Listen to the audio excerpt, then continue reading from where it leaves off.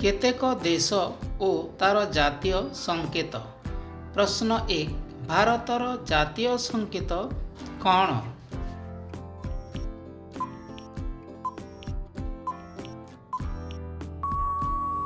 ଏବେ ସମୟ ସମାପ୍ତ ହୋଇଯାଇଛି ପିଲାମାନେ।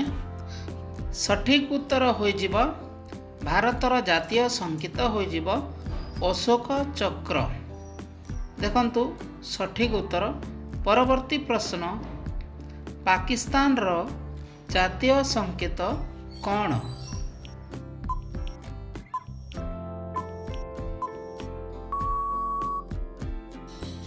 ଏବେ ଆମର 5 ସେକେଣ୍ଡର ସମୟ ସରିଯାଇଛି।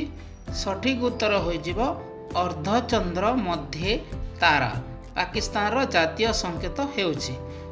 ପରବର୍ତ୍ତୀ ପ୍ରଶ୍ନ ରୁଷିଆର ଜାତୀୟ ସଂକେତ କ'ଣ?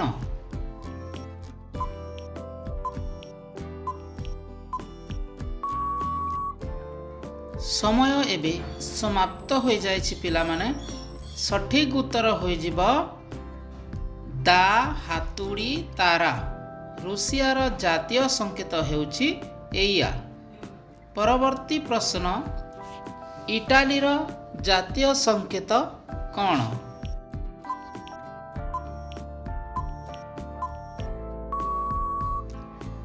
ଏବେ ସମୟ ସମାପ୍ତ ହୋଇଛି। ସଠିକ୍ ଉତ୍ତର ହୋଇଯିବ ଶ୍ଵେତ କଇଁ। ଇଟାଲୀର ଜାତୀୟ ସଂକେତ ହେଉଛି ଶ୍ଵେତ କଇଁ। ପରବର୍ତ୍ତୀ ପ୍ରଶ୍ନ ଜର୍ମାନୀର ଜାତୀୟ ସଂକେତ କ'ଣ?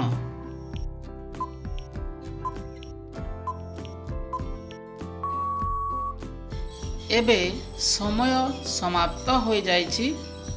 ସଠିକ୍ ଉତ୍ତର ହୋଇଯିବ ଗହମ ଫୁଲ। ଜର୍ମାନୀର ଜାତୀୟ ସଂକେତ ହେଉଛି ଗହମ ଫୁଲ।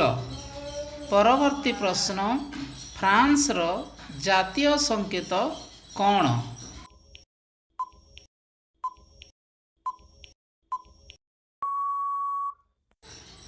ଦେଖନ୍ତୁ ପିଲାମାନେ ସମୟ ସମାପ୍ତ ହୋଇଛି। ସଠିକ୍ ଉତ୍ତର ହୋଇଯିବ କଇଁ ଫୁଲ। ଫ୍ରାନ୍ସର ଜାତୀୟ ସଂକେତ ହେଉଅଛି କଇଁ ଫୁଲ।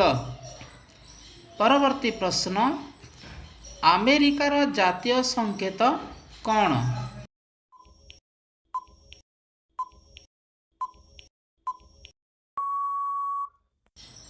ଏବେ ସମୟ ସମାପ୍ତ ହୋଇଯାଇଛି।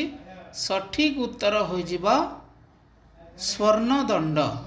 ଆମେରିକାର ଜାତୀୟ ସଂକେତ ହେଉଅଛି ସ୍ୱର୍ଣ୍ଣଦଣ୍ଡ।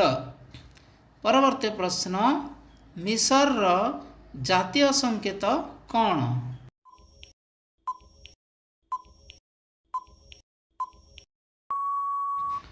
ସମୟ ସମାପ୍ତ ହୋଇଯାଇଛି। ସଠିକ୍ ଉତ୍ତର କ'ଣ ହେବ? ସଠିକ୍ ଉତ୍ତର ହୋଇଯିବ ପଦ୍ମ ଫୁଲ। ମିଶରର ଜାତୀୟ ସଂକେତ ହେଉଛି ପଦ୍ମ ଫୁଲ।